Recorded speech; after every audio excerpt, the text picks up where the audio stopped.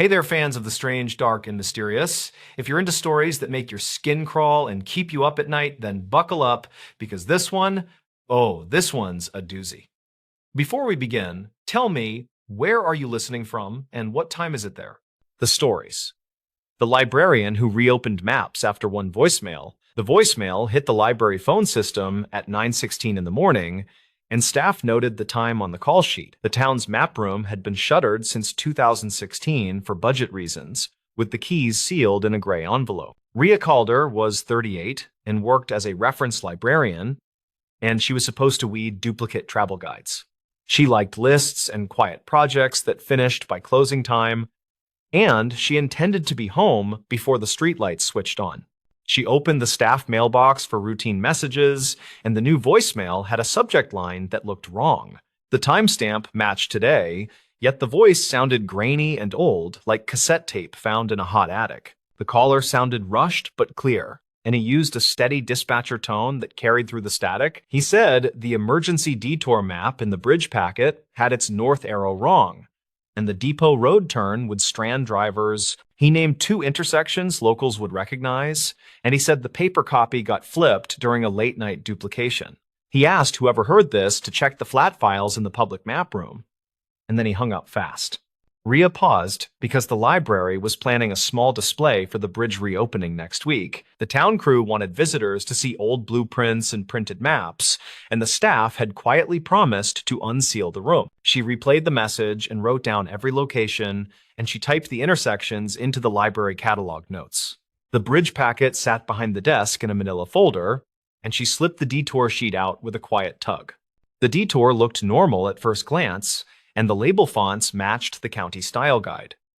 The north arrow pointed toward the top of the page, and a thick red line wrapped through 3 turns like a ribbon. She looked for a small staff stamp, and there it was near the border in faint purple. It said copied from firehouse drawer after warehouse incident, which the old reference notebook linked to 2009. Her job and training lived in the overlaps between paper and people, and she felt the old itch to confirm.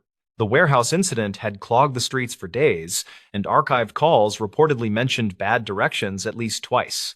She brought the folder to the workroom and pulled the microfilm drawer, and the metal slides rasped against old paint. Dispatch logs on film listed closed streets and detours, and operators marked trouble points with pencil circles. 2 logs from the same night mentioned Depot Road, and the note said trucks turned the wrong way toward the river. One line said, "See temporary detour plate beside flat file B," which sounded like a direct breadcrumb. Flat file B waited in the locked room behind the genealogy shelves, and the envelope with the keys lived in a safe. She signed a paper acknowledging responsibility for access, and she carried the keys with both hands like a relic. The map room smelled like dust and linen, and the ceiling fan ticked from a loose blade. She slid open a drawer and found rolled sheets, and brittle plastic sleeves stuck to their neighbors like leaves after rain. The temporary detour plate was a stiff board with a taped photocopy, and someone had written "mirror warning" in grease pencil. The north arrow had a big X over it, and a second arrow pointed to the right side with the word "up." She spread the board on a table and placed washers on the corners, and the paper fought to curl back into memory. The depot road turn looked reversed compared to the packet, and the red line as drawn would lead drivers into gravel. Her phone compass showed north toward the windows, and the temporary plate matched her reading within a few degrees. The packet map disagreed by a wide margin, and her stomach tightened like it always did when details misbehaved. She printed a recent aerial photo from the county website, and she centered on Depot Road and the bridge approach.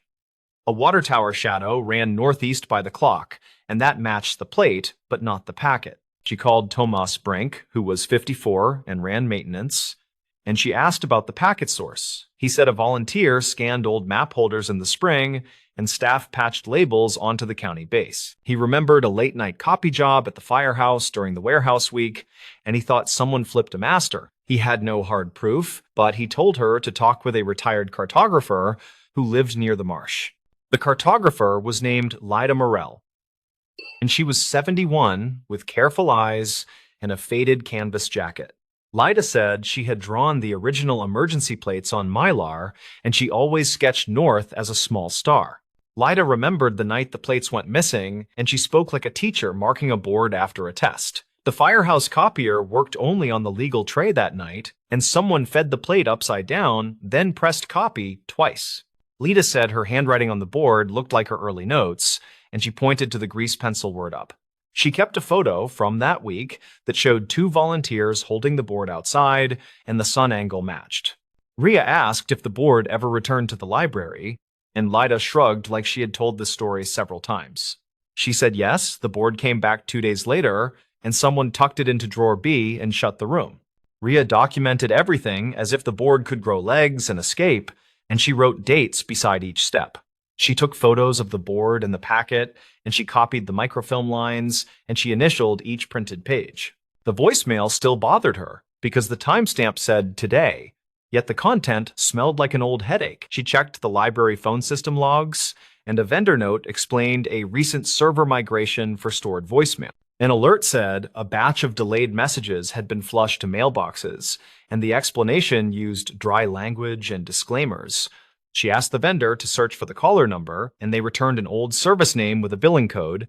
The code matched a dispatch line used during the warehouse week, which explained the voice and the choice of words. Someone had recorded this warning years ago, and the system had kept it like a seed in a jar. Rhea asked if the caller name could be released, and the vendor sent a redacted sheet with initials and a job title.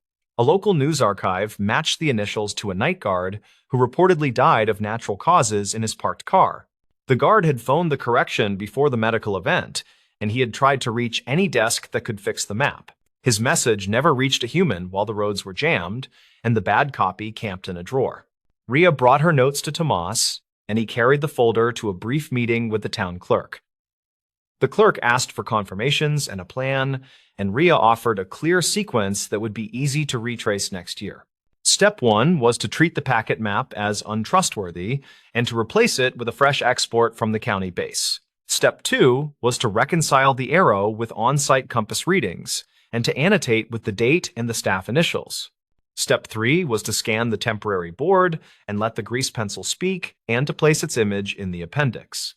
Step 4 was to add a small note in the bridge display and to credit anonymous archival materials for clarifying the route. Tomas drove to Depot Road with her after lunch, and they parked near a mailbox whose nameplate had peeled away. The river ran dull and brown beside the road, and a detour sign leaned like a tired person after a long shift. Rhea stood where the red line on the packet would have sent traffic, and she looked through cottonwoods at rough gravel. The correct route followed a narrow paved lane to the east, and the wrong turn aimed drivers toward a soft shoulder. A school bus rolled past on the narrow lane, and the driver waved like this was already muscle memory. The aerial photo printed in the morning matched the bus path, and the packet map did not. They stopped by a small clinic 2 turns away, and the nurse behind the counter remembered the warehouse week. The clinic took calls from stranded drivers, and a nurse reportedly walked out to redirect a line of cars at sundown. The town clerk approved the correction that afternoon, and the county uploaded a clean detour with verified arrows.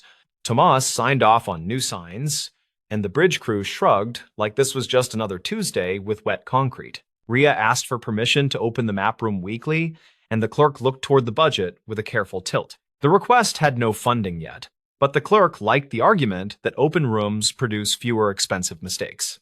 They agreed on a one-afternoon schedule under staff supervision, and Rhea posted a notice near the staircase. She placed the temporary board in a display case with a modest label, and she kept the packet map below it with a sticky note. The sticky note said obsolete and see corrected version, and she included the date and her initials for future sanity. A footnote in the display explained that a delayed voicemail triggered the review and no personal names appeared.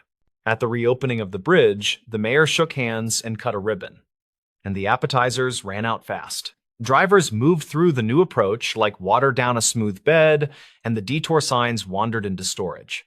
Tomas clapped her shoulder near the coffee urn, and he said quiet fixes rarely get banners, which is the point. Lyda visited the display the next morning, and she pressed her fingers against the glass like she was reading Braille.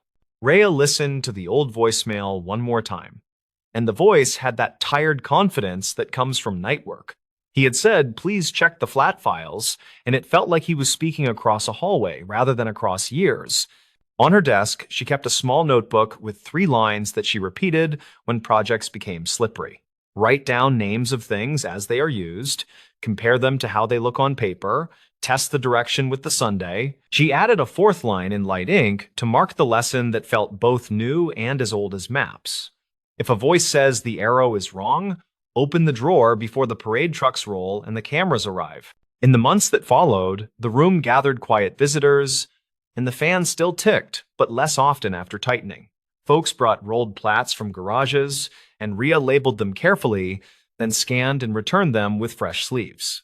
A contractor volunteered 2 hours a week to help with filing, and he taught her to spot scale bars that lied. Teachers brought students to trace creeks with cotton thread, and one kid noticed a benchmark star on the courthouse steps. The bridge display came down after the season changed, and the temporary board went back into drawer B with a proper sleeve.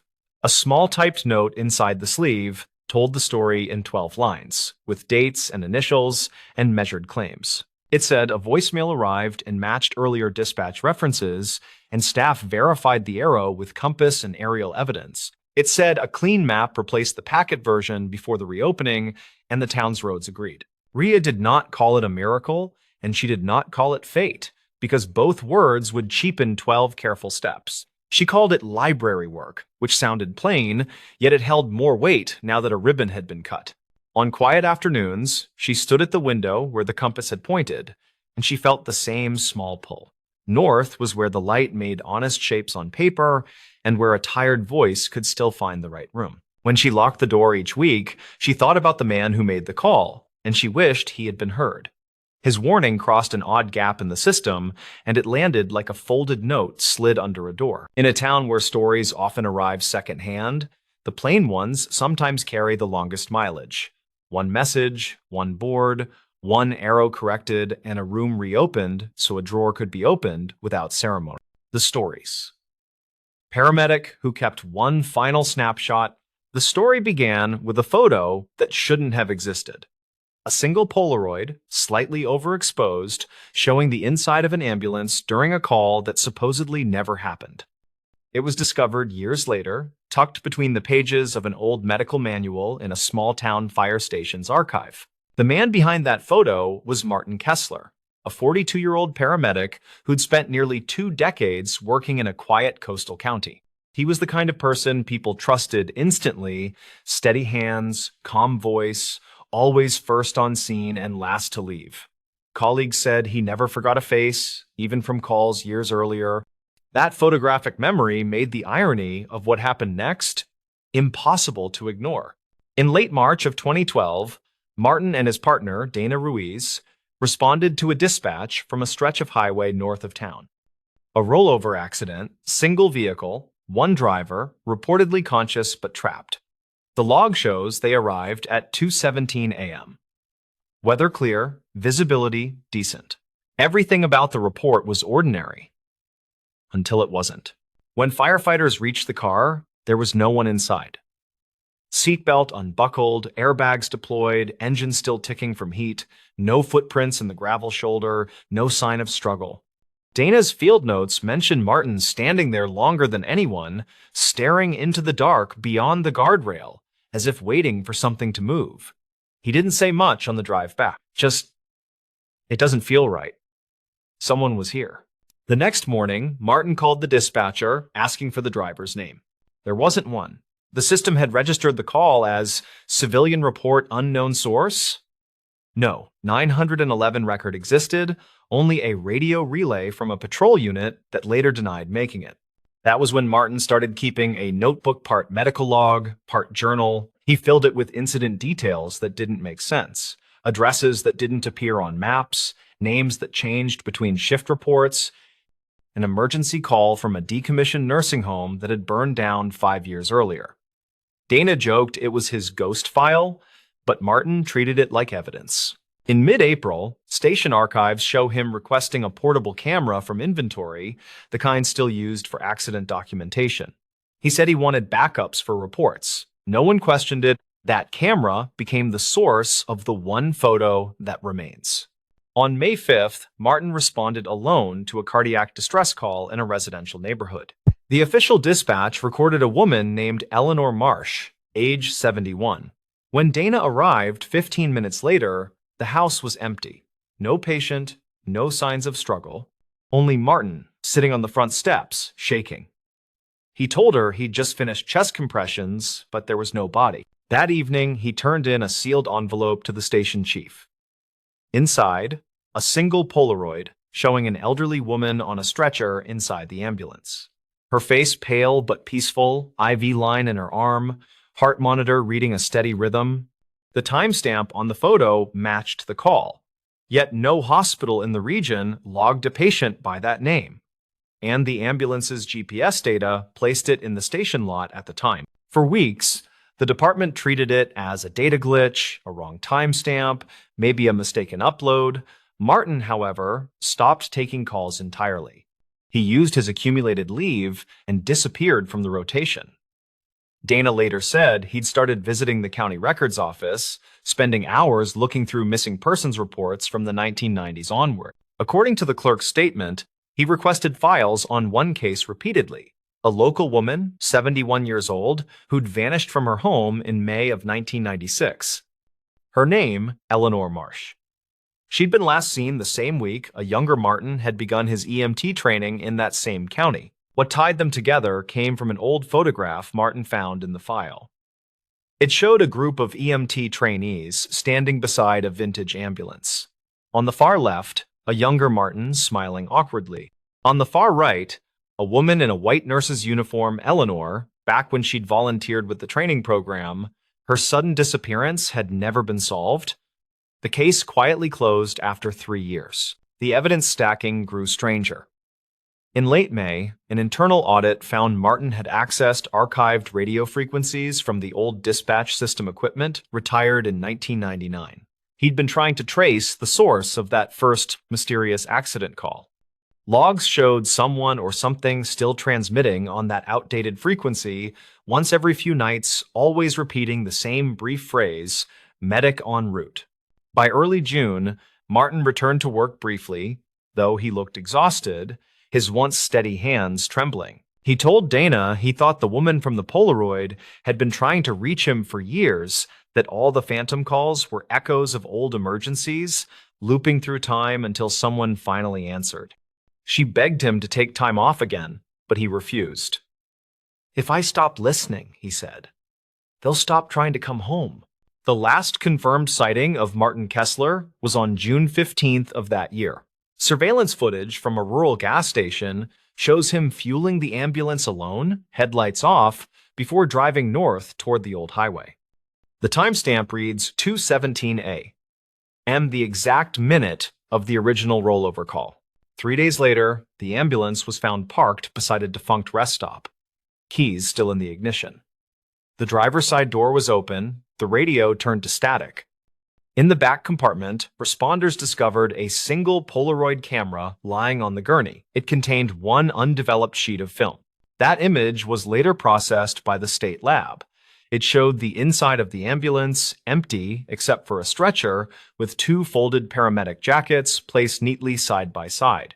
The back doors stood open, facing a foggy stretch of road.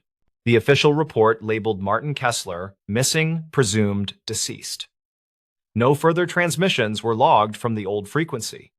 The firehouse quietly retired his call sign, and the Polaroid was sealed in evidence storage, tagged simply, "Recovered from Unit 7, June 15, 2012. Years later, when new recruits asked about him, veterans would point to the framed photo on the wall, the one of Martin and Dana receiving their service award in 2010. Behind the glass, barely visible under the reflection of overhead lights, there's a faint double exposure. The outline of an ambulance interior, doors open, a stretcher waiting. At this point, the facts that remained were simple. The snapshot was real, the patient never existed, and somewhere along that forgotten highway, a paramedic might have finally answered a call meant only for him. The stories. Paramedic who kept the final snapshot from triage. The last photo on Kira Voss's work phone was never supposed to survive the software pilot. It stayed anyway after the server hiccup. Kira was 34, a city paramedic who liked quiet late calls and neat paperwork. She started that Tuesday on basic supply checks and light banter. Her goals sounded simple in her head. Finish a 10-hour shift without a single upgrade, then get home before midnight for leftover curry. The call that changed the night came from a roadside motel behind a car wash. Dispatch logged an unresponsive male, unknown age, possible overdose. She and her partner, Mateo Lark, rolled in with lights low and voices steady. Room 12 smelled like cleaner and stale heat from the wall unit. A thin man lay sideways between the bed and a chair, breathing shallow and quick. No wallet in sight. A cracked phone blinking a silent screen. Kira saw a visitor sticker stuck to his hoodie pocket. The date line was smudged, but the background color looked like a clinic pass. They bagged him for a minute to settle his breathing. A half-full paper cup sat by the sink, ice melted into a flat circle of water. Vital signs were jumpy, but not crashing. He opened his eyes once and said a short word that sounded like Riley. Then he slipped under again. They moved fast to the medical center near the river. The radio reported a separate pileup north, which meant triage would be crowded and loud. The hospital had been piloting an electronic intake tool all month. It asked for a quick face photo to match a barcode before the wristband print. The intake line was 3 deep when they arrived. A nurse pushed the cart forward, the printer chattered, everyone talked, clipped, and fast on instinct. Kira snapped the photo at the kiosk because the app flashed a warning. Upload pending, network unstable. She kept his hoodie on because he shook. The man landed in a monitored bay by the doors. A resident named Bryn Ketter called for labs and a gentle drip. The resident squinted at the chart. Kira wrote her run sheet near the sink. She noted the visitor sticker and the motel room number, and she logged the time from the wall clock. Security cut a small plastic bag from the man's waist string. The bag held a folded laundromat card, a bent key, $3, and a receipt. A second surge of ambulances flooded triage with crash patients. Yellow tags and green tags pressed into the hallway. Voices layered into a dense cloud. In the noise, someone swapped beds to clear space. The man with the hoodie slid one bay over, and a crash patient took his place under a portable lamp. Kira and Mateo finished their handoff after an hour. The man seemed stable. They cleaned the stretcher rails, signed the tablet, and walked toward the exit. The code alarm sounded from the bay they had left. Kira swiveled in the doorway and saw movement through bodies. Someone called for epinephrine with a clipped tone. She stood still without getting in the way. The team pushed and counted and charted. The monitor flattened once, then kicked back, then flatlined again while staff switched roles. Kira did not like leaving after a loss. She did what protocol allows. She tapped Mateo's arm. Then they cleared the doorway and stepped into the humid night. Back at the station, reports stacked up behind them. An hour later, an internal message flagged her run. The patient from the motel did not make it. The summary blamed an unknown allergy aggravated by a blood pressure medication. It suggested the crew had no information at scene and that intake documentation was incomplete. Kira read that line twice. She remembered scratching on his left palm, faint letters smudged by sweat and cleaner. She also remembered the sticker on the hoodie pocket. She opened her notes app and zoomed on a quick photo of the motel nightstand. A corner of the visitor sticker showed a logo like a lighthouse beacon. Her phone buzzed again with a request from quality assurance. Please confirm the scene contained no allergy indications.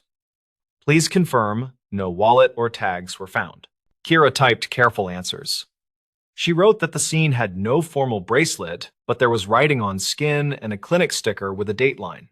She could hear Mateo in the next room telling a joke about stale granola bars. She closed her eyes, pictured the kiosk light, and remembered the app freeze. She opened the work app and saw the pending icon. The photo from triage had sat in the queue since that busy hour. It should have deleted itself. She saved a copy to the secure folder because the pilots sometimes ate evidence. Officers who handle accident scenes had warned crews to keep their own digital trail. In the photo, the man stared past the kiosk, eyes unfocused, mouth clenched. The shot was crisp enough to read small print on the edge of his hoodie. She leaned toward the phone and read the visitor sticker again. The shape matched a clinic 2 miles north. The color matched last week's series on their site. She noticed something else that bothered her. The wristband in the photo was already on his right wrist, and the printed name was not Riley or unknown. The name read Colin Hart with a birth year that was wrong by 2 decades. The band also carried a room assignment for a different wing upstairs. Kira checked the run sheet and confirmed the time on the photo. It was taken before he left intake, with a clock in the frame above the desk. She balanced possibilities in her head. Either the band printer reused a label by accident, or Triage grabbed a band intended for someone from the crash. She called the station supervisor and spoke in a flat voice. She also saved the app log and the photo metadata. She wanted a clean chain if asked. The supervisor told her to hold steady. He said quality would reach out by morning and that she should write her memory within the next hour. Kira wrote about the motel room, the visitor sticker, the palm writing, and the switch between bays during the crash surge. She avoided guesses and listed times. By sunrise, the hospital asked to speak with her. A comm coordinator named Lauren Pike scheduled a meeting in a small office near the loading dock. Loren listened without interruption while Kira laid out the sequence. He wrote down the kiosk freeze, the wrong name on the band, and the sticker details. "Do you have the photo?" he asked plainly. Kira nodded once and slid her phone forward. Loren studied the image like a puzzle that did not want solving. He asked for permission to copy the file into their incident folder. Kira agreed and asked for a printed receipt of transfer. Lauren printed one with a timestamp. Later that day, security pulled camera clips around intake and the hallway. Audio is thin in those clips, but timestamps line up with dispatch logs from that hour. A volunteer recalled bumping the band cart while pushing crash supplies.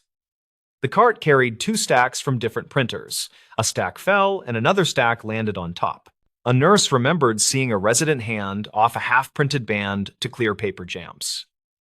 Everyone meant well, and the hallway demanded corners get rounded to save seconds. The wrong band landed on the wrong wrist during the shuffle.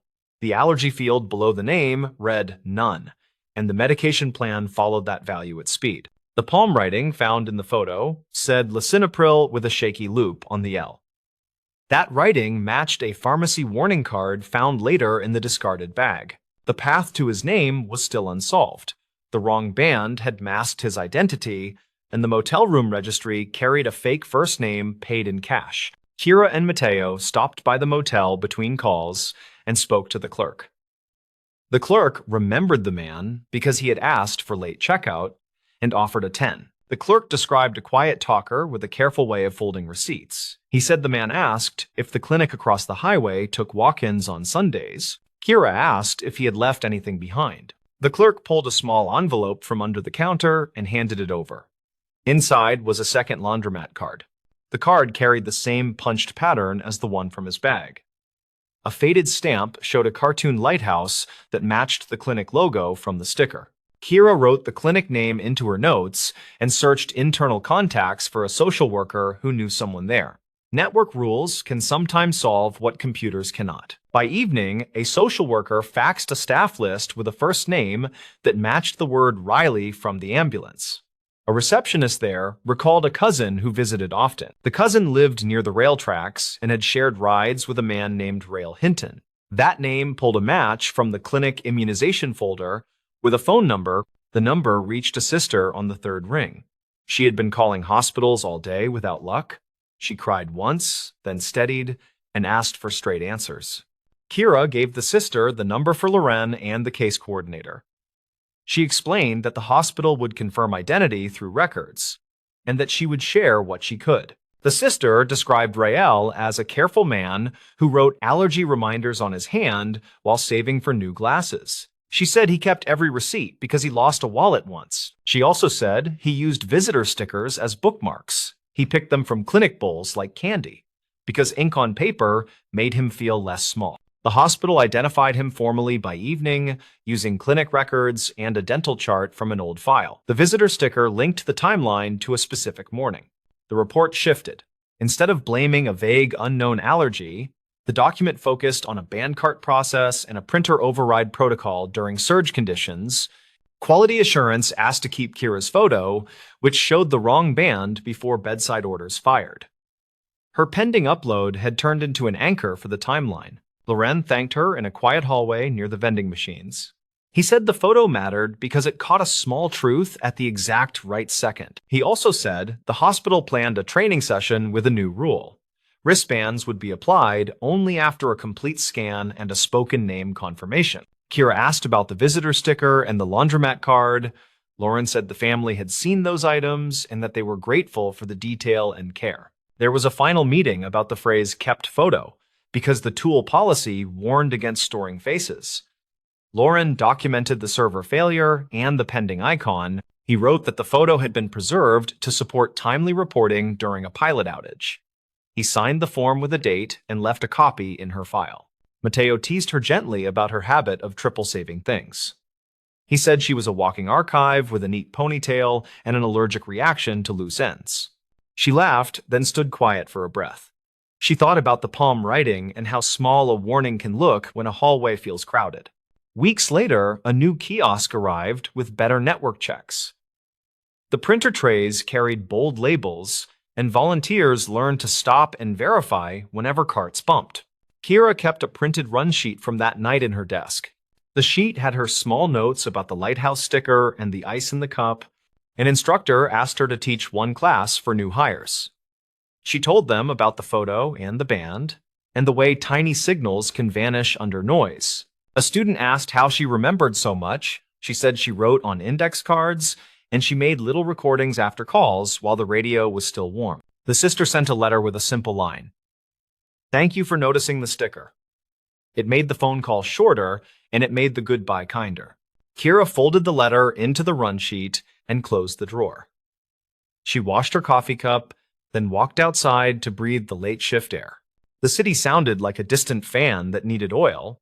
She wondered how many small warnings slide past each night because nobody has a free hand to catch them. She knew the photo would fade into policy and training slides.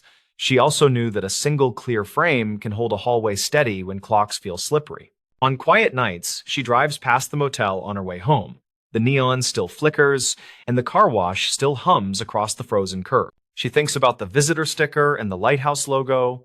She thinks about the wrong name on a band and the right name in a folder miles away. She is not someone who keeps trophies from hard calls. She kept that one photo long enough to send it to the right folder with a receipt. The fact that it stayed during a glitch felt like the kind of accident that refuses to be ignored. It asked for someone to slow down. Her work is not a string of heroic saves. It is a long practice of noticing small, true things before they slip beneath a wave of noise. The photo taught her something she already knew. Details are not decorations, and time is never a blur when someone chooses to write things down. The story ends without fireworks because that is how most true stories end. A hallway returns to normal, and a system gets a little less clumsy. Kira drives home with the window cracked and a song on low volume. She knows nothing can make the loss tidy, but clarity still matters. She unlocks her door, drops her bag, and checks her phone for one last message. The queue is empty, and the app finally reads, "Upload complete." She smiles once without any triumph, then she turns off the light and lets the day settle while the city hums and the clock keeps moving. The stories. Night Guard, who followed footprints beyond the bridge. The first prints showed on a cold night when the river smoked and the closed bridge let out a slow iron groan. Frost held the gravel in a crust, so every step someone took across the municipal yard snapped like thin glass. Merrick Holland worked nights because he liked quiet places and because the warehouse paid overtime when storms rolled in. He was 41 by the last week of January, and he kept his thermos on the dash while he did his rounds. His plan was simple that night. Check the north fence. Check the generator shed. Sign the log before dawn and head home on the empty road. He saw the prints on his second pass, and their path made little sense when he stood still to study them. The footprints curved toward the pedestrian bridge that crossed the narrow river, which had been closed since late autumn while crews waited on parts. A chain-link panel barred the entrance with a sign that warned about unsafe decking, and Marek knew the sign by heart. He radioed the dispatcher with a routine note, since procedure made repeaters of careful guards. He kept his words easy. He said there were footprints where there should be none, and that he would check closer. The reply was scratchy and bored, and Merrick almost laughed at the familiar tone. The treads were small and tidy, like work boots with a diamond pattern, and each step pressed the frost to a dark oval. The prince went right up to the chain link panel, then slipped under at a low spot where someone had pulled wire loose. Merrick knelt and touched the ground, and cold shot through his glove while he reset the bent ties. He peered down the dark shape of the bridge and decided he would not walk out there in the cold wind, not without telling someone first. He called again, then kept his flashlight tight to the decking while he stepped forward, and he felt the bridge vibrate under his boots. He moved slow, because he always moved slow when he could choose between slow and fast. Halfway across, the prince turned to powder as the frost thinned, and he had to scan both sides for scuffs on the gray boards. He found a faint line where grit had dragged, like something heavy had been pulled by rope. On the far side, the deck ended at a set of concrete steps that dropped to the river path, and here the prince deepened again. They pointed left, past an old pipe cradle and a low stand of scrub willow. Reports in the fall had mentioned fishers along the bank after hours, which was normal, and a few had been moved along without trouble. A clerk at the gas station had told an officer that a man bought batteries and duct tape in the same visit, which was normal enough, though people sometimes remember strange details when asked at night. Dispatch logs showed power dips near the intake station from time to time, and maintenance had chalked that up to loose connections in cold weather. Marek followed the prince along the river path until they vanished near a patch of bare gravel that the sun struck most days, even in winter. He stood there and listened. Somewhere upstream, an owl made 3 soft calls, and a semi rolled past on the highway with a roar that shook the willow branches. He decided he had gone far enough for one night. He photographed the prince on his phone and headed back, and he wrote a careful note in the log before dawn. By the next shift, the frost lifted late, and the yard lights burned a clean white circle on the gravel. Merrick checked the generator shed first and noticed something he could not shake. The small lock on the diesel cap was scuffed, and a scratch ran from the cap to the lip like a hose had rubbed while someone steadied a weight. He checked the fuel slip from the last delivery and did the quick math. The level looked low by a few gallons, which could happen, and which also could not. He spoke with Celia Karp in maintenance the following afternoon because Celia knew more about the place than anyone in the office. Celia was 58 and had worked 3 floods and 2 droughts, and she kept a pocket notebook with every code for every panel. She said the power dips had been shrugged off by city, and that nobody had time to pull the panels until spring. She said the bridge closure made her nervous because blocked paths invite shortcuts. On the 3rd night, Marek went to the bridge before his first pass, and he crouched at the chain link panel with a small bag of sidewalk chalk from the supply closet. He rubbed a pinch of red chalk into the dirt under the gap and dusted the decking where the prince had scuffed before. He wanted a way to tell if someone crossed again, and he wanted to see where the dust went when the night did its work. He made his rounds slower than usual and kept his eyes on corners where things hide without trying. The radio remained quiet until midnight. Then a call came in about a coyote by the south gate. Marek drove down and found only wind, and he thought the call felt like a joke he had heard before. He logged it anyway, because logs are the bones of quiet jobs. When he returned to the bridge, his light caught the faintest red sunset on the boards, and he felt alert in the way he liked. The chalk had smeared in a thin line toward the far steps, and the dust trailed down to the river path. On the gravel, small red flecks marked an arc that led behind a stack of old culvert pipe where few people bothered to look. He moved closer and found a cooler wedged inside a culvert mouth, and an inverter buzzed inside like a tired hornet. A length of clear hose lay coiled by the cooler, and the nozzle had a strip of duct tape where a leak had been patched. The setup looked temporary and careful, like someone trusted routine more than luck. Marek called dispatch, and his voice stayed even while he chose words that would not set hairs on necks. An officer drove down the service road and met him by the culvert, and they stood and listened together. The officer did not rush, which Marek respected, and the 2 men watched the bridge until the wind shifted. The officer said he would put a note on the morning brief, and he asked Marek to keep eyes open without playing hero. The phrase made Marek smile, and later he did not tell that part to anyone. In the days after, Marek traced the quiet pattern that repeats when someone abuses access. He checked camera angles and discovered the north yard camera had been bumped on a date that matched a power dip, and the new angle showed the sky more than the gate.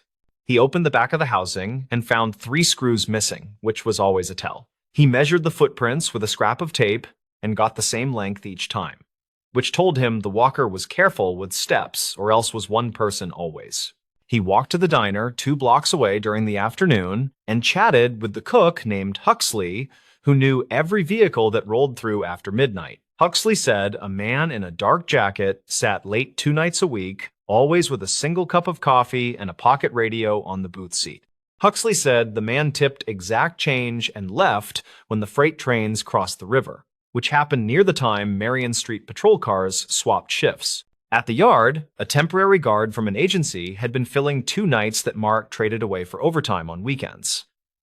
The temp signed the log with 2 letters and a quick crooked line.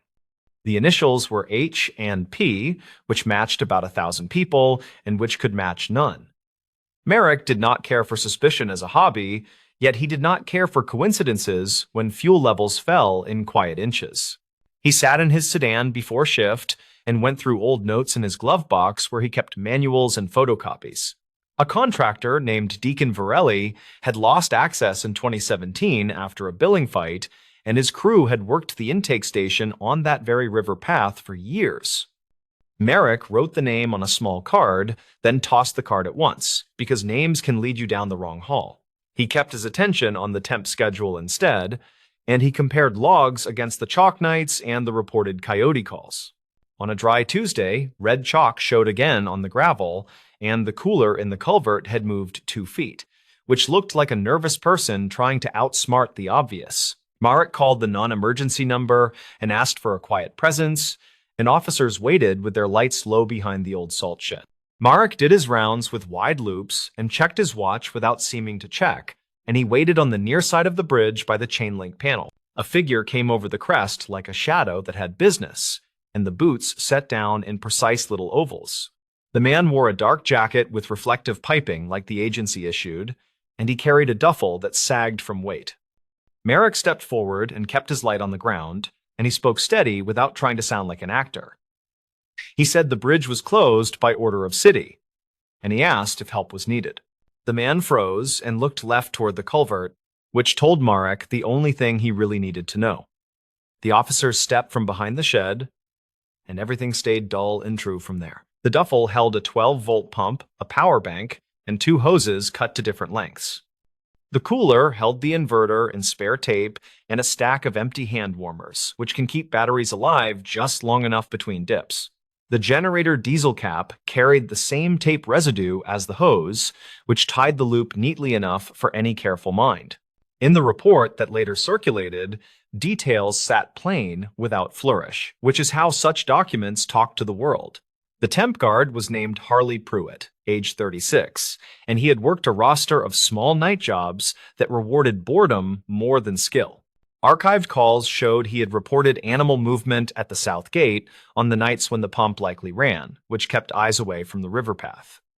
Store security footage from across the highway reportedly showed a man matching his build, buying duct tape and batteries on a schedule that matched power dips at the intake station. Celia came down with a wrench the following morning and replaced the generator cap, and she tightened every panel on every camera while humming through her teeth. She shook Merrick's hand with hard gratitude, and she told him the thing she always tells the new ones. Quiet places are never empty, and attention is the difference between a close call and a cleanup. People in town talked for a day, and then they talked about weather and games and a boat stuck on the ramp. Merrick logged his shift and ran a cloth across the dusty dash, and he looked once at the bridge where the chain link panel still hung crooked. He felt a small weight lift, which felt almost like pride, and then he felt something more like relief. He went back to the prints in his head, and he ran the path out again from the first night to the last. The steps had led beyond the bridge in the way tracks tell their whole story, and the red chalk had given him a quiet mouth. He thought about the way a small problem can hide inside a larger closure, and how a closed bridge invites someone to think rules are only suggestion. He drove the empty road home before dawn, and the river threw thin fog across the low bend like quiet breath. Merrick did not decide to keep working nights forever, and he did not make any grand vow. He thought instead about the small habits that keep a place honest and the way a single set of prints can reveal a patient plan. In a town that prefers routine, a careful person with time can pull things apart slowly, unless another careful person keeps watch and asks simple questions that carry weight. By spring, the bridge opened again with new planks that smelled like fresh-cut pine, and families leaned on the rail to watch geese slide by. Some people remember a rumor when they cross, while most only hear water and light traffic and the chatter of kids. Merrick crosses when his route calls for it, and he never looks for drama, though he notices scuffs out of habit and checks if gates sit straight. He keeps chalk in the glove box still, and he keeps a small card that reminds him that attention wins more often than luck. The card does not carry a name, and it does not need one, because the lesson was simple and dull and true. He followed footprints beyond a bridge that everyone ignored, and he found a tidy machine made for taking small pieces of a place that trusted silence. Quiet work gave him back a little faith, which is worth more on a night shift than any badge or speech. When people ask him why he noticed, Marek says it was the shape of the morning frost and the numbers that never add fare. He tells them he just kept walking where the prince asked him to go, and he wrote things down when they mattered. He says a bridge is still a path even when closed, and that someone will use that fact to their advantage at least once. The rest of the time, he does not say much, and he lets the town hold its small stories without fuss, because most of them end with someone paying attention and returning what does not belong to them. The stories. Why this motel room safe changed everything. They called it a budget motel along a long highway spur, where road dust gathered in corners and secrets settled quietly. The room safe in number 12 looked ordinary enough, powder-coated steel with a keypad that beeped politely at tired travelers. Lyle Garza woke before sunrise on a Tuesday, 38 years old, and working claims for a regional insurer. He had driven 3 hours to meet a policyholder whose pickup had burned behind the old diner, and he wanted clean paperwork today. He checked into the motel first, showered fast, then laid out forms on the dresser, careful about matching VIN digits and timestamps.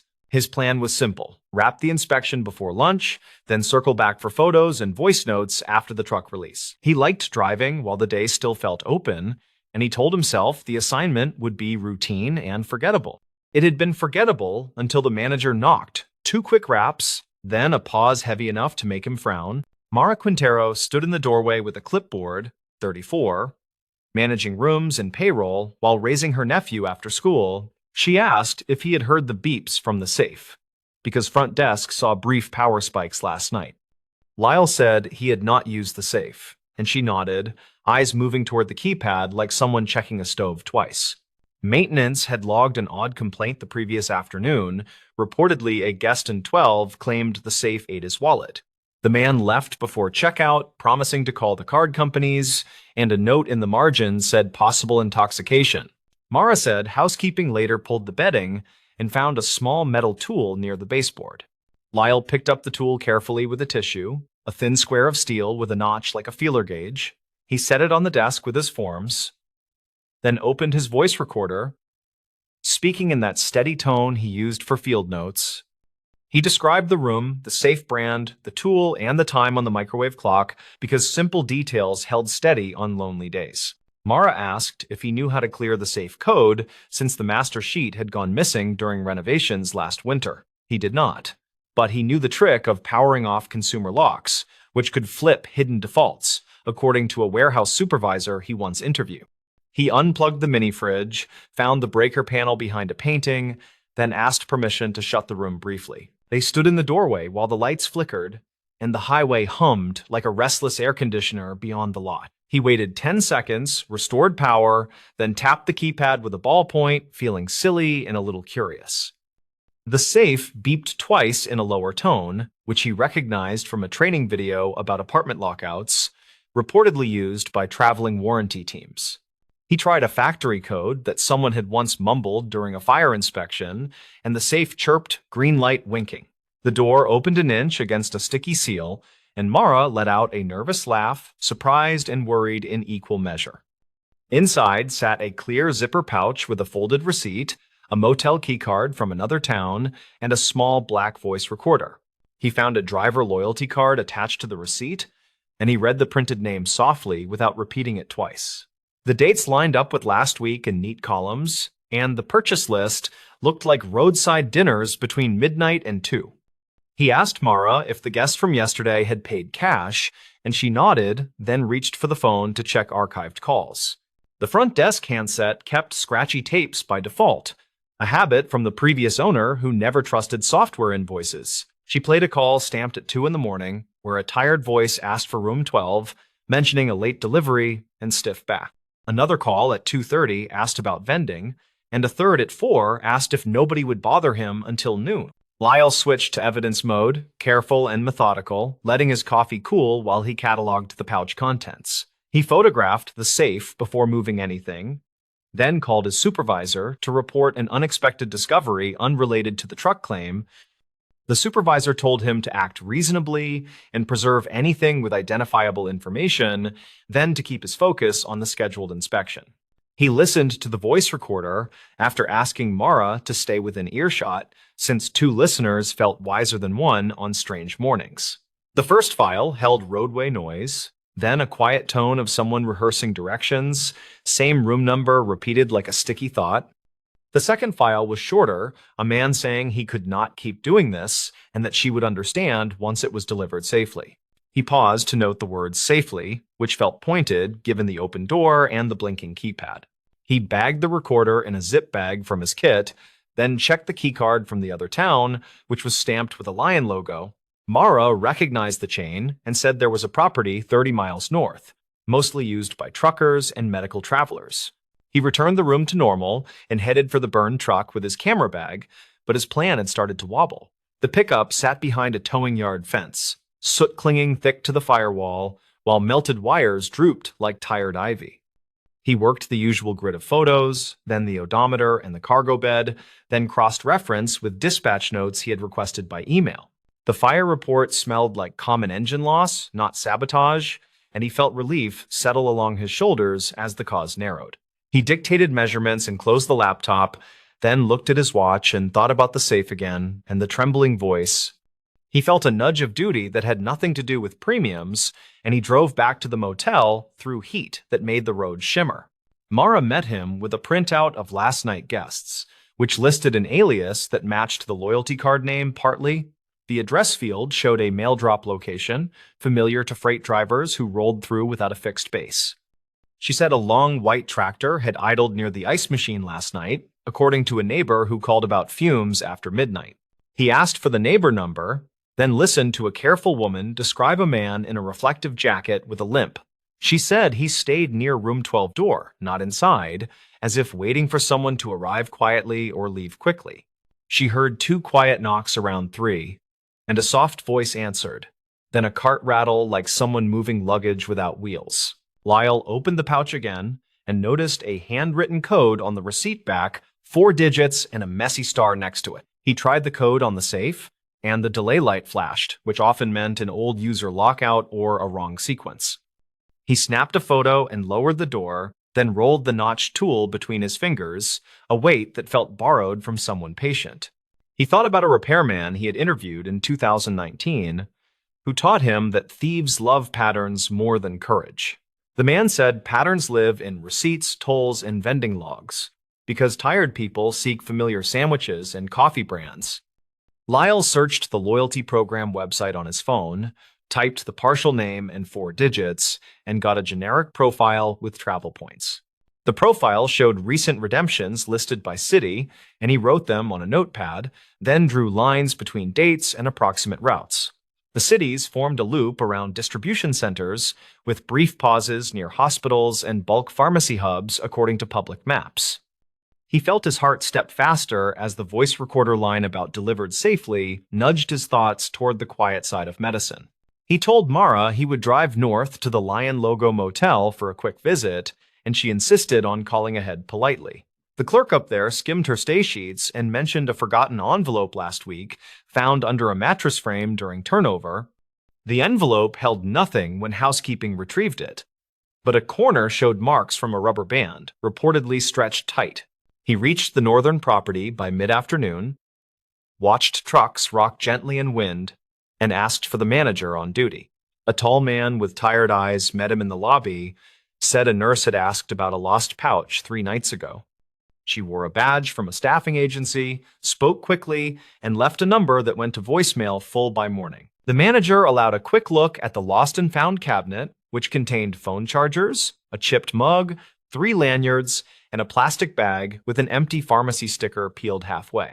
Lyle photographed the bag and wrote the former label number carefully, then stepped into the parking lot to call a friend in compliance he trusted. The friend checked a public database of recalls and shortages, then told him to consider the rise in small clinical thefts along transport corridors. He returned to his car and replayed the second audio file, hearing the way the man swallowed hard between sentences. The phrase "delivered safely" stuck again, and he wondered if safely meant to someone specific, not to a warehouse or anonymous shelf.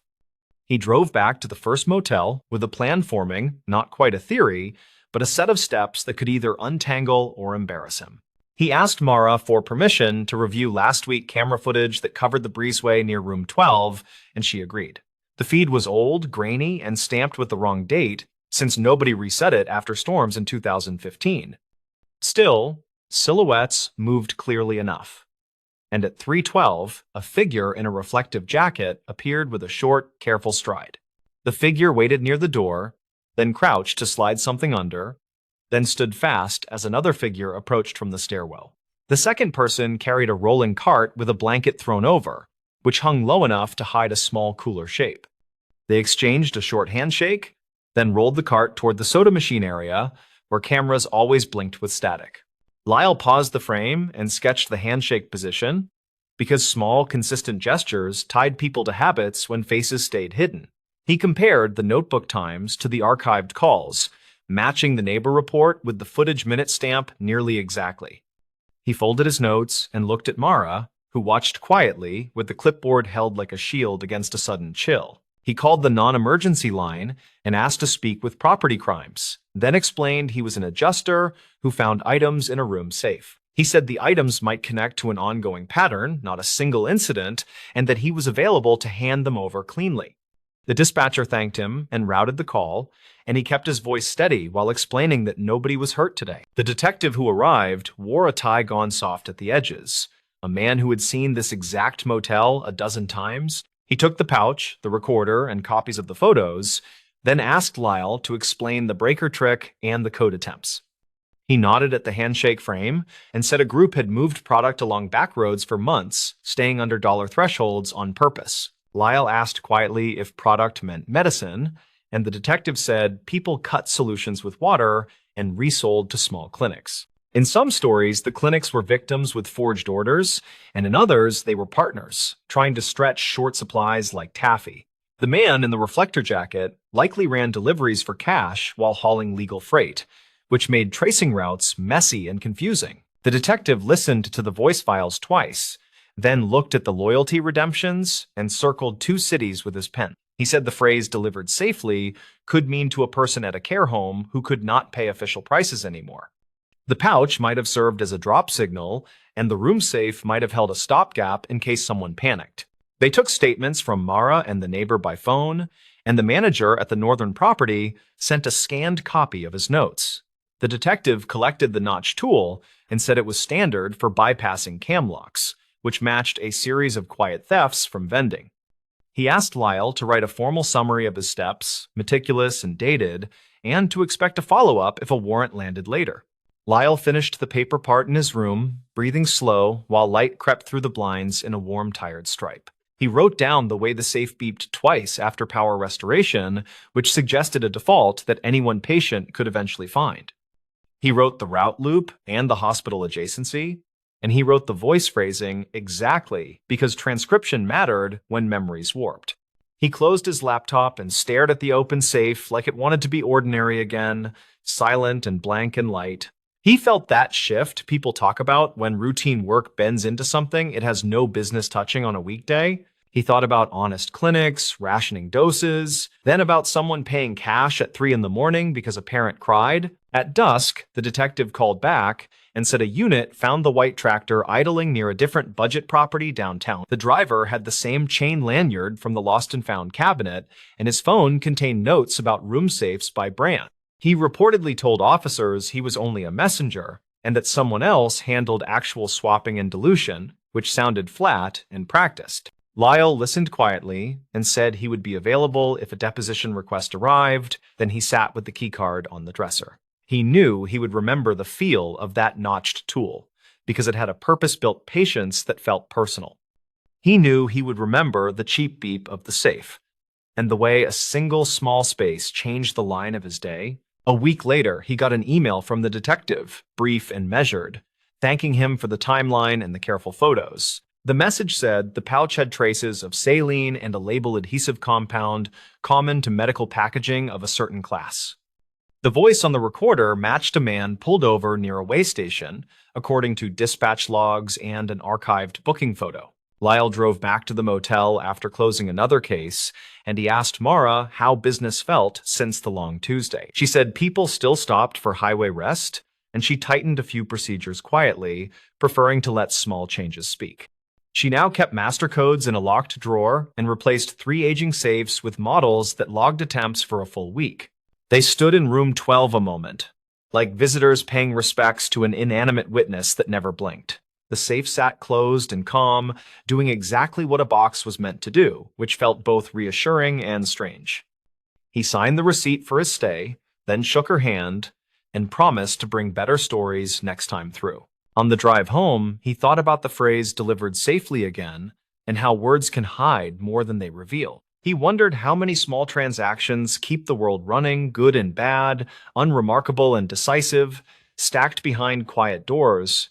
He decided the safe had not made him heroic or special, it had only reminded him that dull edges can cut when pressure builds. He kept working claims, taking pictures of bent bumpers and damp carpet, writing notes with careful times and plain language. He still believed that truth likes details, and that details prefer patient notebooks, not flashy speeches or clever hunches. When he thought about that Tuesday, he did not think about danger or chase lights. He thought about how a box opened and a day veered left. Mara hired another housekeeper and bought a better cart, one that glided without rattling near cameras and soda machines. She laughed more at the front desk now, but her eyes still checked keys and codes before she turned off the lights. She told her nephew that small routines matter, like counting towels and returning clipboards, because order resists the creep of careless luck. The detective moved on to other cases and sent one last note months later, carefully worded, acknowledging ongoing court schedules. He wrote that the room safe discovery had clarified timing between suspects, which helped align witness statements with fuel receipts precisely. He added a line about public hearings scheduled for late next spring, where facts would hopefully land on paper clearly. The motel kept renting room 12 to travelers who wanted ground-level convenience and an easy walk to the ice. The safe held wallets and passports and nothing dramatic for a while, which suited everyone whose name stayed off any report. The highway kept pouring itself past the parking lot, and the night clerk kept coffee hot for anyone who needed comfort. Lyle sometimes thought about stopping by without a claim, just to buy a soda and wave at the office through dusty glass. He pictured the safe blinking quietly in that square of afternoon sun, as if practicing for whatever day came next. He accepted that the box had not changed him completely, but it had polished a habit he already valued deeply. He looked back on it like a narrow bridge he crossed safely, not a legend, just a real span over a quiet creek. He had listened, he had written, he had looked twice, and he had taken small steps that lined up neatly. That felt like enough for a life that preferred steady roads to loud headlines, and it still does. The stories. This dispatcher flagged a warning nobody else heard. In the summer of 2015, a small county dispatch center in the Midwest logged what should have been another quiet night routine calls, minor accidents, nothing serious. But at 2:36 a.m., dispatcher Lorna Keats flagged a single line in the call log with a red warning tag. The rest of the shift didn't notice. 12 hours later, a missing person report came in from the same road. Lorna was 52, a mother of 3, and one of the few veteran dispatchers still working nights. She'd spent more than 20 years listening to the county breathe through static. Drunk drivers, runaway teens, distant gunshots that usually turned out to be fireworks. That night, she was scheduled to train a new hire, Evan Rhodes, a quiet 20-something fresh out of community college. He remembered her as calm, methodical someone who double-checked even the quiet calls. The call in question lasted just 19 seconds. It came from an unregistered prepaid cell phone traced to the stretch of County Route 47 between mile markers 19 and 20. The caller didn't say much, just a breathy male voice repeating, "He's still here," before the line cut. Background noise? Steady hum, maybe an engine, maybe wind? Lorna replayed the audio 3 times, then filed it under possible domestic disturbance. But something made her stop the recording and reopen it. According to her later statement, she heard a faint ticking sound under the voice mechanical, uneven. Like a turn signal that never clicked off, she said. At 2:38, she added a note, "Warning possible vehicle hazard, County 47. No one responded. The patrol car assigned to that region had already been rerouted to a stranded motorist 15 miles away. The shift ended at 6, and by the next day, the flag was buried beneath dozens of other overnight notes. 2 days later, a farmer found a truck half submerged in a drainage ditch along the same stretch of road. Inside was 30-year-old Bradley Norham, a construction worker from a nearby town. Engine still idling, phone missing, seatbelt unlatched. Coroner placed the time of death around 2:40 that same morning, within minutes of Lorna's flagged call. County investigators wrote it up as a single-vehicle accident. They said Bradley likely swerved to avoid a deer, hit the embankment, and drowned before he could escape. Lorna, however, couldn't let it go. She'd handled too many wrecks to ignore the timing. The ticking sound, the phrase, "he's still here," the untraceable number, it didn't add up. A week later, she retrieved the audio from archive storage and took it home on a thumb drive. Her husband found her replaying it that evening, headphones pressed tight, not speaking for almost an hour. She said she thought she heard 2 different voices, one layered under the main one. A whisper, or maybe a radio echo, she told him. He dismissed it as interference, but Lorna wasn't satisfied. She called the phone company listed in the report, Westridge Cellular, to ask about prepaid tower logs. The representative told her the call had pinged off a repeater near Old Mill Road, 2 miles east of the crash. Problem was, that tower had been offline for maintenance between midnight and 3 a.m. She double-checked through county records. The outage was confirmed. If that was true, the call shouldn't have connected at all. When she brought this to her supervisor, he told her it wasn't her concern. "The system hiccups sometimes," he said. "Let it go." Instead, she filed a quiet memo through the internal server detailing her findings and sent a copy to a friend in the State Highway Patrol. The friend, Officer Miriam Cole, kept the note, but admitted later she didn't think much of it until months afterward. Then, in November of that year, a storm knocked out power across the same district. During the outage, technicians discovered a repeater box still running from an auxiliary generator, a model decommissioned years earlier. Inside it was a burned SIM card fused into the port. Serial number partially visible. It matched the first digits of the untraceable phone from Lorna's warning. This detail never made the official report. A small internal inquiry followed, but concluded there was no functional link between the repeater malfunction and any known incident. By that point, Lorna had already transferred to a day shift. She told coworkers she didn't want to hear the night anymore. Years later, a regional journalist researching abandoned communication systems stumbled on the archived memo. The journalist, Alan Marin, interviewed Lorna at her kitchen table in 2020. By then, she'd retired and moved to a smaller town near the river. In the recording, which he later shared for a local podcast, she said something quietly that caught his attention. "You know what gets me?" he said. "He's still here." Not, "I'm still here." Someone else was supposed to hear it. Alan followed the breadcrumb trail dispatch logs, weather reports, the crash file, and that malfunctioning repeater. He found that the generator inside had been serviced twice after its supposed decommission date, each time by a subcontractor called Northspan Utilities. Northspan had folded in 2013, 2 years before the incident. Whoever maintained that repeater after the shutdown wasn't listed in county records. Allen managed to contact one former Northspan technician, a man named Dennis Harlow. Dennis said that in the early 2000s, some repeaters were used to piggyback maintenance frequencies for nearby rail lines. It was a cheap way to test emergency signals, he said. But it was never supposed to overlap with civilian channels. If it did, you'd get bleed-through, like ghost calls. Ghost calls. That term caught traction online when Allen's podcast aired, though Lorna hated it.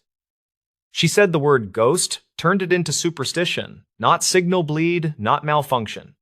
Still, she admitted the possibility haunted her. The crash site, the voice, the timestamp, they lined up too neatly. In 2021, the county repaved Route 47, covering the drainage ditch. The wreckage was long removed, but for maintenance training, new dispatchers were still shown the red-flagged log from that night as a case study in procedural diligence. The warning nobody else heard became a quiet legend among the staff, half cautionary tale, half proof of how easily small details slip away. What remained were fragments. The 19-second clip archived under a generic file name, the memo Lorna wrote, the service invoices from Northspan, and the coroner's note listing water in the lungs. Each on its own could mean nothing. Together, they formed a pattern too odd to ignore but too thin to prove. Lorna passed away in 2023. At her retirement gathering the year before, a few old colleagues brought up the story. She just smiled and said, "It was probably static." Then, according to Evan, her trainee from that night, she added quietly, "But static comes from somewhere." At this point, the facts that remained were simple. One call, one warning, one man dead on a dark county road. The system logged everything perfectly except for the truth behind that 19-second window. Whether it was interference, a misrouted test frequency, or something else, no one could ever show exactly who made that call or why it stopped where it did. Still, in the dispatch training manual filed a few years later, there's a footnote beside Lorna's case study. It reads, "Always listen twice before you clear a line." No capital letters, no bold text, just quiet advice embedded between procedural codes. A reminder that sometimes the sound we dismiss as noise might be the only signal that matters. The stories.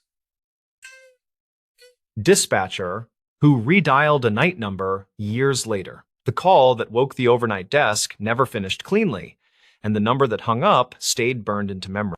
The report marked it as an incomplete welfare check request, and the audio ended right after a sharp breath. Leora Vance worked nights at a regional communications center, 36, steady voice, quick notes, routine coffee.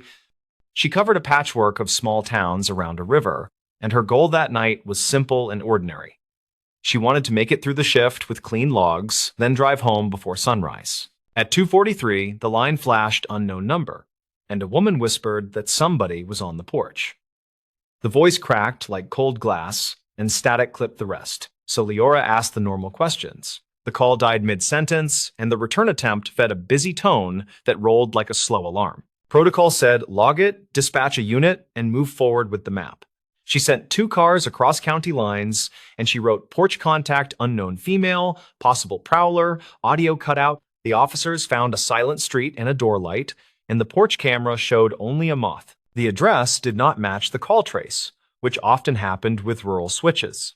The closest relevant record was a break-in from 1998, and the same street used to be named differently on paper maps. The officers cleared without contact, and Leora filed it under incomplete with a notation on poor signal. She replayed the clip during the quiet hour before dawn, and she heard a faint tone behind the voice. She had a habit of catching tiny sounds people missed, and she logged them like breadcrumbs for later check. The tone matched the alert from older medical pendants, according to an equipment chart in her drawer. 2 days later, the number could not be connected, and the carrier reported a recycled pool of lines. A supervisor closed the incident, as resolved by patrol presence, and life returned to the ordinary rhythm of alarms and traffic. Leora drove home through thin drizzle and told herself to let the record settle. Years slid by with new software and different chairs, and Leora moved into training and quality checks. She taught new dispatchers to separate panic from facts and to trust logs more than late-night adrenaline. She kept a notebook of unresolved lines, a quiet ledger of what the radio called ghosts. In 2005, a county audit required purging old tapes, and Leora requested the call as a training sample. She argued that the tape showed how to verify address data when signals bounced, and the review board agreed to preserve it. She placed the audio in a folder for classroom use, then forgot it for a while. In 2017, the center switched to digital recording with automatic transcription for flagged words. The legacy folder ported into the new system, and the software saw porch and pendant, then tagged it for quality review. Leora listened again and heard the same faint tone, which still felt wrong and unfinished. She noticed a rhythm behind the static, and it repeated every 6 seconds with small variants.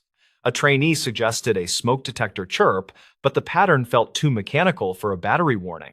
Leora wrote a new note, and she marked it as likely device signal not from residents. A retired technician stopped by for coffee and heard the clip through an open speaker. He said the beeping sounded like a hallway alarm from a care facility, and the pitch matched certain wall units. He gave a rough model name from years earlier, and he shrugged in that cautious way field techs learn. Witness statements in older town council minutes mentioned a small facility that closed in 2006. The building sat at the edge of a service road near the river, and the license lapsed after staff shortages. The address never showed in the dispatch mapping tool, which favored current businesses and active residences. Leora searched archived calls around that road and found short bursts from unknown lines that year.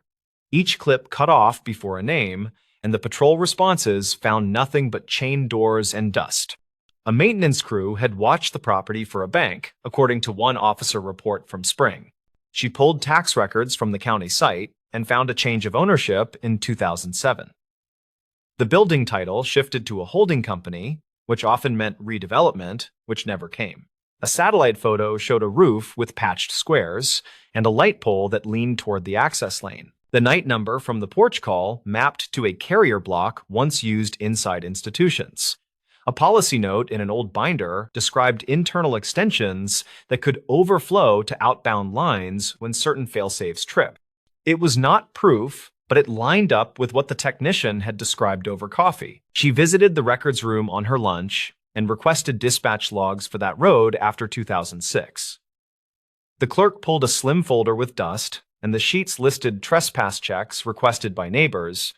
No violent incidents were recorded, and most notes referenced animals and teens daring each other. A faded memo said interior power was cut to code years ago, and alarms were disconnected with a certificate. The memo was initialed by a contractor who later moved out of state, according to a local paperclip. The paper mentioned a minor zoning fight over repurposing, which stalled and faded. A rumor in a neighborhood forum referenced late-night lights near the loading door, reportedly seen by a delivery driver. The driver claimed to hear a tone like a distant truck backup, and then nothing after he blinked his high beams. The forum thread ended with jokes, and the administrator locked it after a week. Leora requested permission to run a courtesy check by phone on the legacy carrier block. She wrote that the new system showed occasional pings from inactive numbers, and she wanted to verify with the provider. The provider sent a bland letter that said non-billable pings could reflect maintenance checks, which proved little. She let it go again until 2021, when a cold storm knocked power around much of the valley. The center fielded hundreds of calls for downed lines and trees, and unknown numbers flooded the switch when cell towers failed. The old number flashed across a test screen, and a note in red tagged it as historic. It hit her in the middle of managing a pile of alarms, and she felt the odd gravity of unfinished work. Her trainee, a quiet analyst named Mateo Greer, saw her stare and asked what history followed that line. She explained the porch call, the tone, the closed facility, and the recurring pings during outages. He suggested a careful redial during low traffic hours, which fit policy when no private party would be disturbed. The number technically did not belong to a person, and the facility was listed as vacant in tax files. The watch commander noted no risk and approved a controlled test with recording flagged as training. At 3:10 the next night, Leora sat with Mateo in a side room and pressed redial on a clean console. The ring returned at a low volume, and a relay clicked before a voice picked up with a machine crawl. The voice said, "Reception desk. Please hold." The line stayed open with air and faint humming. Leora spoke carefully, and she used the generic script for a wellness verification at an inactive site. The line did not respond like normal interactive voice response, and the hum rose, then settled like heating vents. Mateo pointed to the waveform on the screen, and he traced a stair-step that pulsed in threes. She said the center needed to verify status for a safety audit, and could a staff member confirm the building as empty. The voice returned with a single word, and it sounded like census, which made no sense for a desk.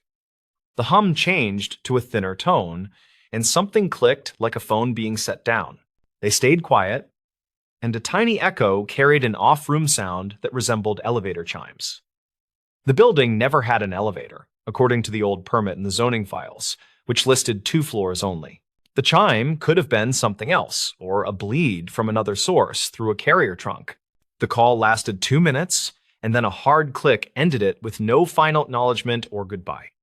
Leora logged every detail with exact time and the conditions of the room, plus the fact that a second console witnessed. She wrote that the voice felt recorded, but not like a standard system recording from that era. A next step followed policy, which said request a daytime site check with property access if possible. The sheriff office called the management company, which reported that the interior phones were long removed with certification. A maintenance vendor met deputies at noon, and the group entered through a side door with a stubborn hinge. They found clean air, paint flakes, and a smell like dry paper after long storage. No phones sat on desks, and no wiring hung from ceilings beyond bundled tubes cut and capped. A panel in the back room had a line of dead indicators, and a label from 2006 named the contractor. A back storage closet held a metal cabinet for telecom terminations, and inside a single light glowed green. The maintenance vendor said the light probably fed from a battery pack, which should have died many years earlier. He pulled the pack, and the light stayed green, which made him raise his eyebrows without a word. They traced the last live wire through conduit to a junction box near the loading door by the ramp. The box led to an old underground line that likely connected to a central office by the highway. The vendor said a ghost loop could be holding a stub signal, which might ring when jolted by storms. The explanation fit enough to calm nerves, and it gave the watch commander a line to give any curious council member. Leora filed the daytime result and waited for the routine to end, but her notebook felt heavier than before. She wanted something cleaner, a line that tied the porch call to a person. She checked archived calls for names near the facility in late 2005, and a surname appeared twice. The name belonged to a kitchen worker who reportedly stayed late to clean and who left town soon after closure. A short article from a community paper mentioned a farewell potluck in a church hall. A social post from years later showed a small photo of a medal on a refrigerator and a caption about nights that never end. The account had poor privacy settings, and it linked to a page for a caretaker group that offered mutual aid. The group had a public list of contacts, and one number matched the surname. She called during the afternoon from a staff phone and explained she was a dispatcher reviewing a historic alarm. The woman who answered identified herself as the former cook, and she said the night phones were a mess back then.